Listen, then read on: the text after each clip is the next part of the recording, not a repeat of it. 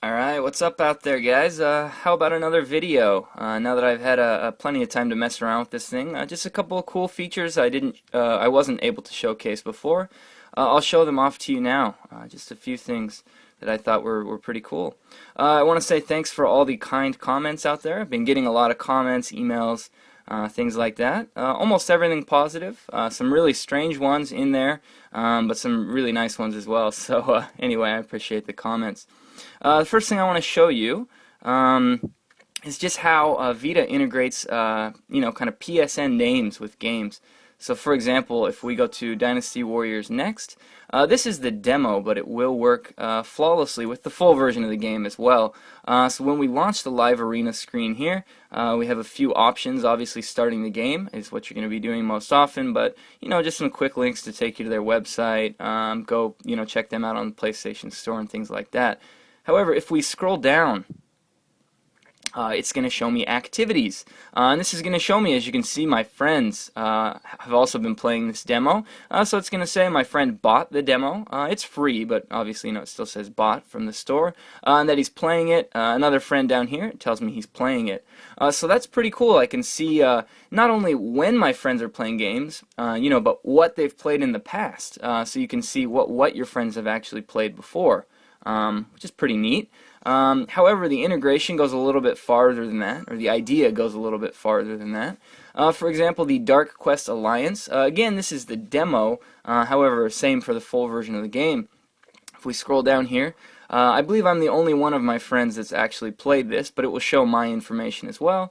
So if you look down here, it says I'm playing the game for the first time, so it's telling my friends that. Cool. Next one up, it says that I am playing the game at that moment, 16 hours ago. Won't you join me? So it's telling my friends, hey, I'm playing. Why don't we play online together? Pretty cool. Next one up says that I've created my character, so my friends can see that I've made my character. And then the top one is where it gets a little bit overboard. However, it says that I found a shield. Which, I get the idea. The idea is sweet. Let's say you pick up a game and you and your friends are all playing it and you're going for this crazy hard to get rare item, and finally one of you gets it. It's going to shoot that out to all your friends that you found that. Everyone's going to be jealous. It's pretty cool. It's a really nice integration. As far as telling people every time I pick up a new piece of equipment, considering that I found this shield about 2 minutes into the demo, maybe a little ridiculous, but pretty sweet. I like the idea. The execution is just a little bit weird there. So yeah, there's one social feature. The second feature I'm going to show you is actually another social feature. So why don't we go ahead and do that? Let's launch into Lord of Apocalypse. And I realize I haven't shown you guys any gameplay from anything, really. I've done that for two reasons. Number one, these gameplay videos for most of these games are all over. If you want to see what the game looks like, you can probably see it somewhere. And number two, I've just been having so much fun with the OS features. There's a lot to do on a system without playing any games. I'm pretty surprised by that. And yeah, pretty pleased with how it works out overall. So I'm not actually going to play Lord of Apocalypse here. I just want to show you a cool feature. This feature is up to the developer to decide whether or not they want to implement it. It's that simple. The developer doesn't have to do anything to put it in. They just have to decide, do we want this feature in our game or not. As you can see, I've only got 22 minutes in the game. Haven't played it much. Here's my character. Yeah, blonde hair and sunglasses. Pretty silly looking. Anyway, let's go ahead and load into the game.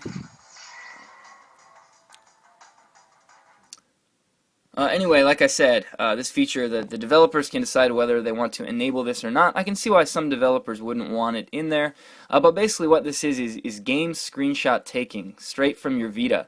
And any VITA game can do this as long as the developer says it's okay. So for example, check me out. I have sunglasses and I'm on a beach with two axes. I think that is probably the coolest thing in gaming history. I want to show all of my friends. So, all we need to do is press the PlayStation button and the Start button simultaneously. Let's see if I can do that here. And you will see, sorry, I don't know how well you could see that. I had to push the buttons at the same time. But it will save my screenshot here. As you can see, I can still run around and stuff while my screenshot's saving. I have heard some launch games do not allow you to use the controls at all while it's processing a screenshot, which is ridiculous. If you're playing a racing game and you suddenly lose control, yeah, I'm pretty sure that's something that the launch games will kind of suffer through, and they'll figure out and implement better in future games. But anyway, now that I've got that screenshot, I want to show all my friends. And I've actually already done this once before on the video I was making before this, but my phone got screwed up, so here I am making the video again. So you'll see down here I've already done it once, but let's do it again just to show you. All I'm going to do is go into the Twitter app and compose a new tweet, and I'm just going to put awesome because I think this is the coolest thing out there. And I'm doing this behind a camera again, so sorry I'm not doing very well. Awesome. Alright, and then we're going to click the add button over here. We want to add an image, and then it's going to divide your images up. We have all or screenshots. Obviously it's nice to have a screenshot folder by game there, and then all the screenshots I've taken. So I'm going to click the screenshot there, and I'm going to go ahead and hit enter on the bottom here. And just like that, it's going to send my tweet out to all of my friends. So if we refresh here, there it is. Awesome, and then my friends can click on the picture, obviously, and on a VITA you get a full screenshot here. Now, I have heard of people complaining that these screenshots do not look very good on a PC, especially. However, if you look at it like this on a VITA, there are some artifacts. It's compressed, but it looks pretty good on a VITA screen. Obviously, if it gets a little more blown up on a PC, it's going to look a little bit weird. But yeah, I think that's a pretty cool feature. I'm definitely not going to complain about that one. So yeah, another cool social gaming feature that I think will be pretty sweet. Easy to share with your friends. Like I said, developers can choose not to put that in there. So for example, if I was playing Final Fantasy VII, obviously this is for Vita games, but as an example, and I see Eris getting stabbed through the heart, sorry for the spoiler, and I screenshot that and send it to the world, that would not be a good thing. So the developer could then go and say, oh sorry, you can't take screenshots of this game. Yeah, so another cool feature there. Let's see, a third feature. Oh, people have been asking me about Bluetooth headsets. Very, very simple to set up, just like a PlayStation 3. You go into Settings, go into Network, Bluetooth Settings, Bluetooth feature, you want to enable it.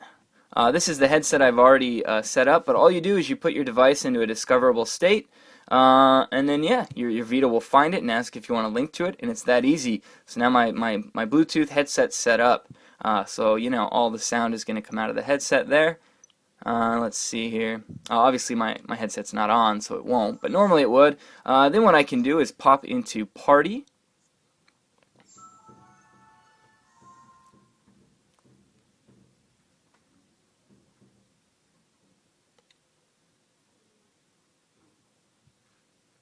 And what Party is basically it's room group chatting, and you can be in Party while you're playing games. You can be in Party while you're surfing the internet. You can be in Party when you're doing whatever you want. So all you need to do in Party is go ahead and hit this house over here, and you want to make a new party. Kyle Cities, that's me on PSN. You can choose who can join it. You can pick, I only want people coming in that I've invited, or up to friends of friends can come in. You create a party. And then yeah, you send out requests to add your friends, and they'll pop up in here. And then you add them, and as they're in here, yeah, you can Bluetooth chat to each other. I have not tried it without Bluetooth. The VITA does have a microphone, obviously. I would imagine it would work. You could hear your friends out from your VITA, but I haven't tried that, so I can't really comment on that. Anyway, yeah, so even though I'm in the chat, like I said, I can exit out. Just don't close it out, and I can do whatever I want. I can go play games, I can go surf the internet. One issue that's been brought up, a couple of launch games have been booting people off the network when you launch them. Actually, Lord of Apocalypse is one of those games. If you'll see when I launch it, top left corner here, boom, the network features have been disabled. It's kicking me off the network. I think that's for battery life. Hopefully that will be something that just goes away. Anyway, the video, sorry, I'm out of room now. Please follow me on Twitter at Kyle22, all spelled out. I appreciate the views. Thank you very much.